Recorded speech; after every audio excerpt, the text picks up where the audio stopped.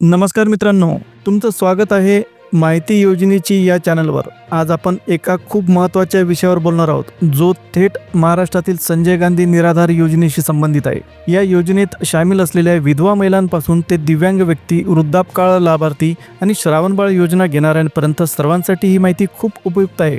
आज आपण खास फेब्रुवारी महिन्याच्या हप्त्याबद्दलची माहिती जाणून घेणार आहोत, त्यामुळे हा व्हिडिओ तुम्ही शेवटपर्यंत नक्की बघा, कारण या माहितीशिवाय तुम्हाला संपूर्ण फायदा भेटणार नाही। आता बघा, यामागचं कारण काय आणि प्रक्रिया काय आहे ते सर्व आपण सोप्या भाषेत समजून घेणार आहोत। व्हिडिओ सुरू करण्यापूर्वी एक अतिशय छोटीशी विनंती, जर तुम्ही आमच्या चॅनलवर पहिल्यांदाच आले असाल तर चॅनलला सबस्क्राईब करा आणि बेल आयकॉनला ऑलवर सेट करा, ज्यामुळे प्रत्येक नवीन अपडेट तुम्हाला लगेच मिळेल। चला तर मग मित्रांनो, आता थेट व्हिडिओला सुरुवात करूया। मी तुम्हाला अगदी सोप्या भाषेत समजून सांगणार आहे, ज्यामुळे कोणाचाही गोंधळ होणार नाही। सध्या अनेक लाभार्थ्यांच्या मोबाईलवर रक्कम जमा झाली असा मेसेज येत आहे किंवा बँकेत पैसे दिसत आहेत, पण एक महत्त्वाची गोष्ट लक्षात घ्या, हा जमा झालेला पैसा फेब्रुवारी महिन्याचा नाही, तो फक्त आणि फक्त जानेवारी महिन्याचा आहे। तर मित्रांनो, आता तुमच्या मनात एक प्रश्न येत असेल, सगळ्यांनाच पैसे मिळाले का? तर त्याचं स्पष्ट उत्तर आहे नाही। अजूनही काही लाभार्थी आहेत ज्यांच्या खात्यावर जानेवारीचा हप्ता जमा झालेला नाही। यामागचं कारण अगदी सोपं आहे, सरकार एकाच दिवशी सगळ्यांच्या खात्यात पैसे पाठवत नाही। हा हप्ता वितरित होण्याची प्रक्रिया स्टेप बाय स्टेप होते। काहींच्या खात्यात लगेच पैसे येतात, काहींच्या खात्यात उद्या, तर काहींच्या खात्यामध्ये पैसे येण्यासाठी 2 ते 3 दिवसांचा कालावधी लागतो। म्हणजे जर तुमच्या खात्यात अजून पैसे आले नसतील तर घाबरायची अजिबात गरज नाही। वितरण अजून सुरू आहे आणि हळूहळू सर्वांपर्यंत पैसे नक्कीच पोहोचतील। फक्त थोडासा संयम ठेवा, तुमचाही हप्ता लवकरच तुमच्यापर्यंत येणार आहे। एक शेवटची महत्त्वाची गोष्ट लक्षात घ्या, ज्यांची KYC किंवा इतर कागदपत्रांची प्रक्रिया अजून पूर्ण झालेली नाही, त्यांना हप्ता उशिराने मिळेल। त्यामुळे आधीच तपासा की तुम्ही सर्व प्रक्रिया पूर्ण केलेल्या आहेत का। आता बघूया, फेब्रुवारीचा हप्ता इतका उशिरा का येतोय? सगळ्यांच्या मनात एकच प्रश्न आहे, जानेवारीचा हप्ता उशिरा आला तर फेब्रुवारीचा नेमका कधी येणार? आता हे विचारणं साहजिकच आहे। सोप्या शब्दात सांगायचं तर जानेवारीचा हप्ता वेळेवर पोहोचला नाही आणि जानेवारीचा हप्ता उशिरा आल्यामुळे त्याचा परिणाम थेट फेब्रुवारीच्या हप्त्यावर झाला। म्हणजे फेब्रुवारीचा हप्ता देखील त्याच कारणास्तव काही वेळ उशिरा येऊ शकतो। म्हणजे सर्वसाधारणपणे सांगायचं आहे, जर एका महिन्याचा हप्ता उशिरा आला तर पुढच्या महिन्याचा हप्ता सुद्धा उशिरा येण्याची शक्यता असते। आता थोडी महत्त्वाची गोष्ट फेब्रुवारी हप्त्याबद्दल, सध्या या संदर्भात सरकारकडून कोणतीही अधिकृत घोषणा किंवा नोटिफिकेशन आलेलं नाही। म्हणजे काय?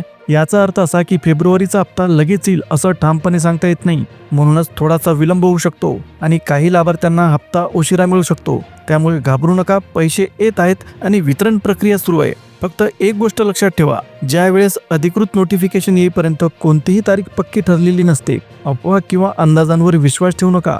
जशी अधिकृत अपडेट येईल तशी खरी माहिती तुम्हाला या YouTube चॅनलवर नक्कीच मिळेल। आता बघा, फेब्रुवारी महिना इतका महत्त्वाचा का आहे हे समजून घेणं सुद्धा गरजेचं आहे। मी तुम्हाला अगदी सोप्या शब्दात सांगतो, ज्यामुळे तुम्हाला नीट समजेल। फेब्रुवारी महत्त्वाचा आहे कारण या महिन्यात राज्याचा अर्थसंकल्प सादर केला जातो। आता तुम्हाला वाटत असेल, अर्थसंकल्प म्हणजे नेमकं काय? आता याबद्दल आपण पुढच्या भागात सोप्या भाषेत समजून घेणार आहोत। आता अर्थसंकल्प म्हणजे सरकार संपूर्ण वर्षभरासाठी कोणत्या योजनेसाठी किती पैसे खर्च करायचे ते ठरवते। म्हणजे संजय गांधी निराधार अनुदान योजनेसाठी किती निधी राखायचा, लाभार्थ्यांना किती अनुदान मिळेल आणि पुढील वर्षभर पैसे कसे वाटप केले जातील, हे सगळं अर्थसंकल्पात ठरवलेलं असतं। म्हणूनच फेब्रुवारी महिना हा फक्त सामान्य महिना नाही, तर तो निर्णय घेण्याचा महिना आहे। जर अर्थसंकल्पात या योजनेसाठी पुरेसा निधी ठेवला गेला तर लाभार्थ्यांसाठी अनुदान वाढवणं किंवा काही सुधारणा करणं शक्य असते।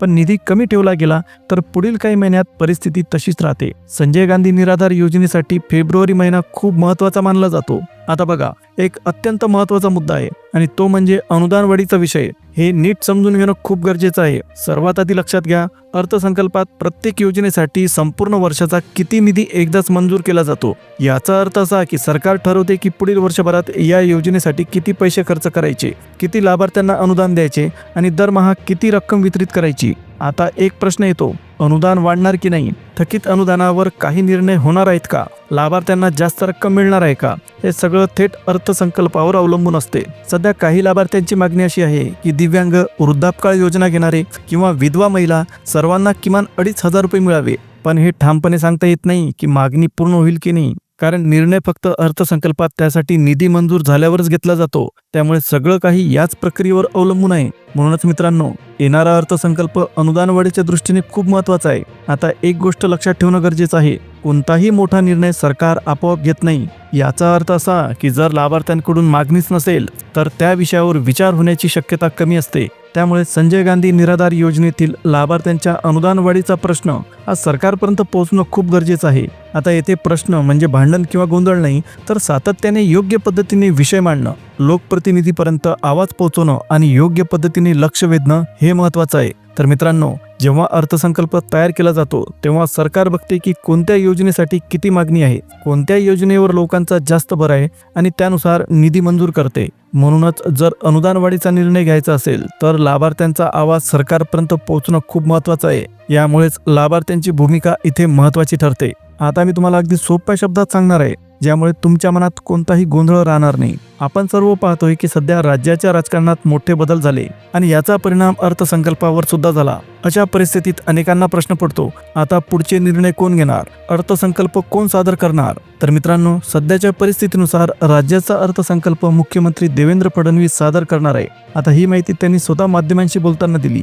याचा अर्थ काय? याचा अर्थ असा की राज्याचा कारभार सुरूच आहे, अर्थसंकल्प वेळेवर सादर होणार आहे आणि त्यात संजय गांधी निराधार योजना देखील समाविष्ट असेल. म्हणजेच राजकीय बदल झाले असले तरी योजना थांबलेल्या नाहीत, सर्व प्रक्रिया चालू आहेत आणि लाभार्थ्यांसाठी निर्णय योग्य वेळेवर घेण्यात येणार आहे. निर्णय प्रक्रिया अजूनही सुरूच आहे. म्हणूनच मित्रांनो, येणारा अर्थसंकल्प सर्व लाभार्थ्यांसाठी खूप महत्त्वाचा ठरणार आहे. आता बघूया केंद्राकडून मिळालेले संकेत नेमके काय आहेत. आता हा मुद्दा अनेक जण नीट समजून घेत नाहीत, म्हणूनच मी अगदी सोप्या शब्दात सांगतो. आपण ऐकत आहोत की केंद्राकडून अनुदान वाढीबद्दल काही सकारात्मक संकेत मिळाल्याची माहिती दिली जात आहे. पण संकेत म्हणजे काय? याचा अर्थ असा नाही की निर्णय आत्ताच झाला आहे किंवा अनुदान लगेच वाढणार आहे. याचा अर्थ फक्त हा विषय सध्या विचाराधीन आहे आणि यावर चर्चा सुरू आहे. अनुदान वाढीचा मुद्दा चर्चेत आहे आणि पूर्णपणे दुर्लक्ष झालेला नाही. हे महत्त्वाचं आहे, कारण राज्याचा अर्थसंकल्प तयार करताना केंद्राकडून मिळणाऱ्या सूचना खूप महत्त्वाच्या असतात. म्हणूनच संजय गांधी निराधार योजनेसाठी येणारा अर्थसंकल्प